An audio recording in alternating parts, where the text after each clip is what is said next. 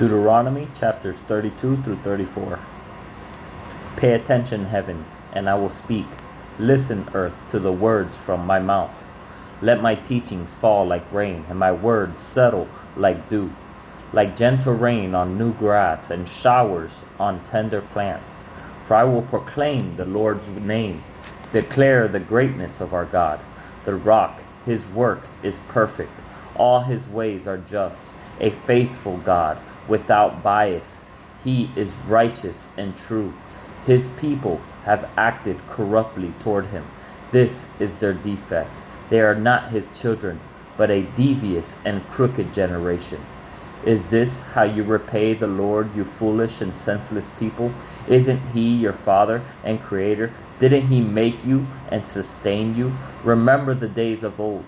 Consider the years of past generations. Ask your father, and he will tell you, your elders, and they will teach you. When the Most High gave the nations their inheritance and divided the human race, he set the boundaries of the peoples according to the number of the people of Israel. But the Lord's portion is his people, Jacob, his own inheritance. He found him in a desolate land, in a barren, howling land, wilderness. He surrounded him, cared for him, and protected him as the pupil of his eye. He watches over his nest like an eagle and hovers over his young. He spreads his wings, catches him, and carries him on his feathers. The Lord alone led him, with no help from a foreign god.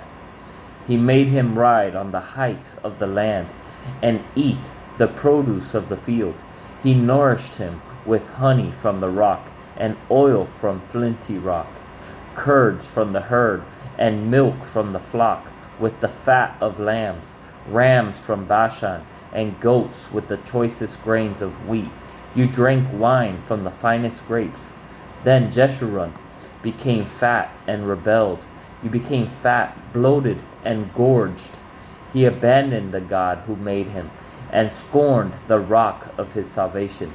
They provoked his jealousy with different gods. They enraged him with detestable practices. They sacrificed to demons, not God, to gods they had not known, new gods that had just arrived, which your ancestors did not fear. You ignored the rock who gave you birth. You forgot the God who gave birth to you. When the Lord saw this, he despised them, angered by his sons and daughters. He said, I will hide my face from them. I will see what will become of them, for they are a perverse generation, unfaithful children. They have provoked my jealousy with what is not a God.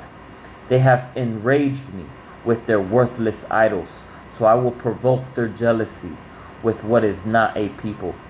I will enlarge them with a foolish nation, for fire has been kindled because of my anger, and burns to the depths of Sheol. It devours the land and its produce, and scorches the foundations of the mountains. I will pile disasters on them. I will use up my arrows against them. They will be weak from hunger, ravaged by pestilence and bitter plague.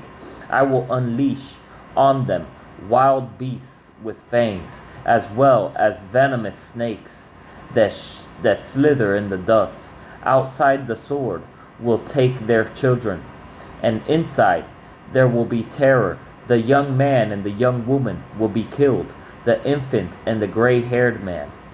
I would have said, I will cut them to pieces and blot out the memory of them from mankind, if I had not feared provocation from the enemy, or feared that these foes might misunderstand and say, our own hand has prevailed. It wasn't the Lord who did all this. Israel is a nation lacking sense, with no understanding at all. If only they were wise, they would comprehend this. They would understand their fate.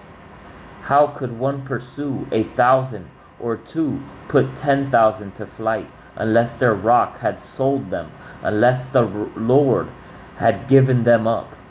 But their rock is not like our rock, as even our enemies concede. For their vine is from the vine of Sodom, and from the fields of Gomorrah. Their grapes are poisonous, like clusters are bitter. Their wine is serpents' venom, and deadly poison of cobras. Is it not stored up with me, sealed up in my vaults? Vengeance and retribution belong to me. In time their foot will slip, for their day of disaster is near, and their doom is coming quickly.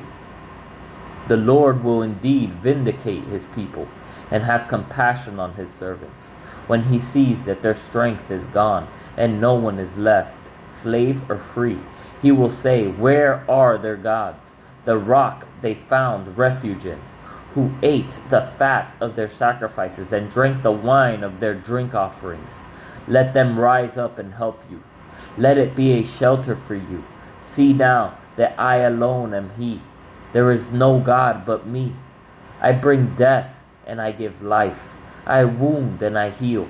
No one can rescue anyone from my power. I raise my hand to heaven and declare, as surely as I live forever, when I sharpen my flashing sword and my hand takes hold of judgment, I will take vengeance on my adversaries and repay those who hate me. I will make my arrows drunk with blood, while my sword devours flesh, the blood of the slain and the captives, the heads of the enemy leaders. Rejoice, you nations, concerning his people, for he will avenge the blood of his servants. He will take vengeance on his adversaries. He will purify his land and his people. Moses came with Joshua, son of Nun, and recited all the words of this song in the presence of the people. After Moses finished reciting all these words to all Israel, he said to them, take to heart all these words I am giving as a warning to you today, so that you may command your children to follow all the words of this law carefully.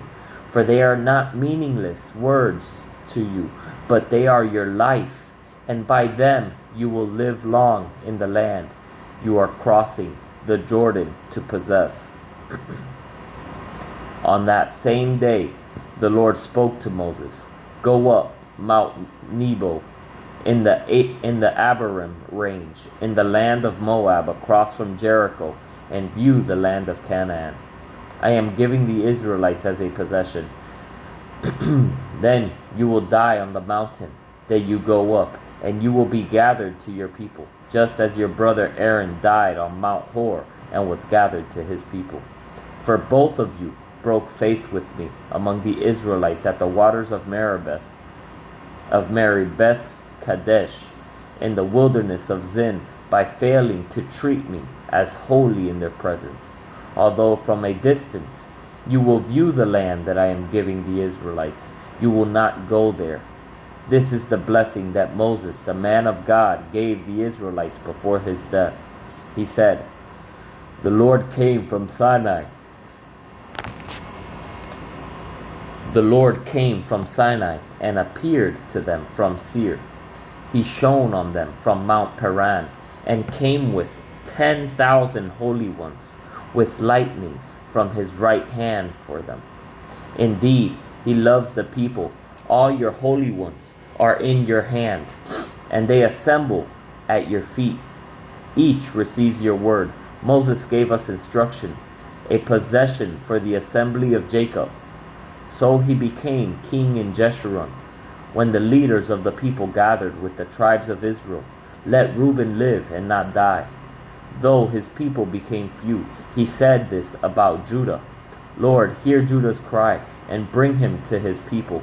He fights for his cause with his own hands, but may you be a help against his foes. He said about Levi, your Thummim and Urim belong to your faithful one. You tested him at Massah and contended with him at the waters of Meribah. He said about his father and mother, I do not regard them. He disregarded his brothers and didn't acknowledge his sons. For they kept your word and maintained your covenant.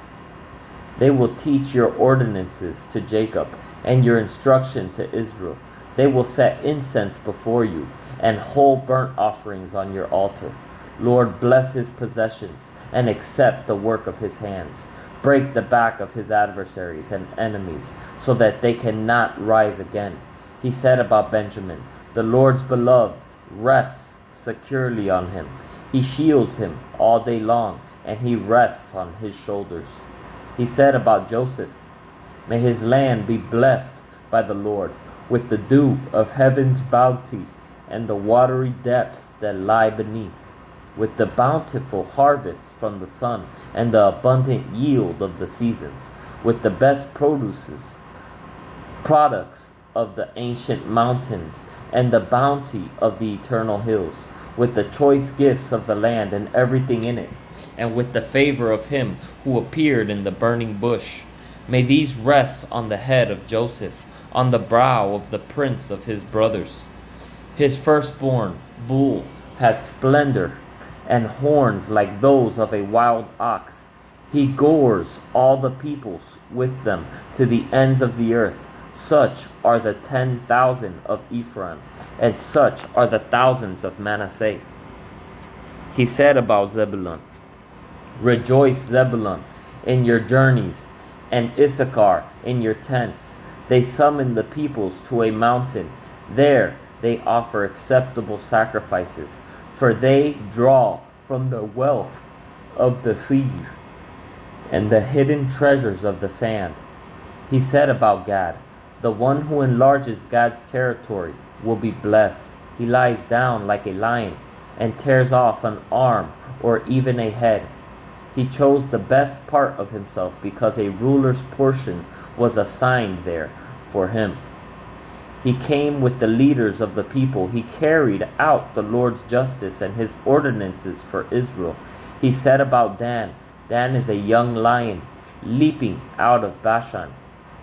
He said about Naphtali, Naphtali enjoying approval, full of the Lord's blessings. Take possession to the west and the south. He said about Asher, may Asher be the most blessed of the sons. May he be the most favored among his brothers and dip his foot in the olive oil. May the bolts of your gate be iron and bronze, and your strength last as long as you live. There is none like the God of Jeshurun, who rides the heavens to your aid, the clouds in his majesty. The God of old is your dwelling place, and underneath are the everlasting arms. He drives out the enemy before you and commands, destroy. So Israel dwells securely. Jacob lives untroubled in a land of grain and new wine. Even his skies drip with dew. How happy you are, Israel! Who is like you, a people saved by the Lord? He is the shield that protects you. The sword you boast in your enemies will cringe before you, and you will tread on their backs. Then Moses went up from the plains of Moab to Mount Nebo, to the top of Pisgah, which faces Jericho, and the Lord showed him all the land, Gilead as far as Dan, all of Naphtali, the land of Ephraim and Manasseh, all the land of Judah as far as the Mediterranean Sea, the Negev and the plain in the valley of Jericho, the city of palms, as far as Zoar. The Lord then said to him, this is the land I promised Abraham, Isaac, and Jacob. I will give it to your descendants. I have let you see it with your own eyes, but you will not cross into it. So Moses, the servant of the Lord, died there in the land of Moab, according to the Lord's word.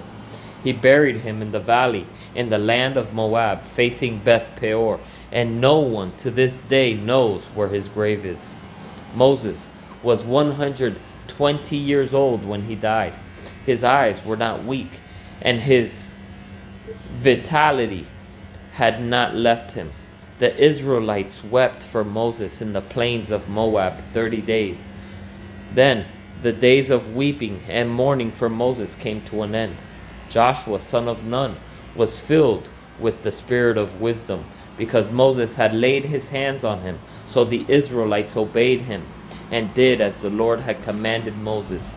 No prophet was arisen again in Israel like Moses, whom the Lord knew face to face.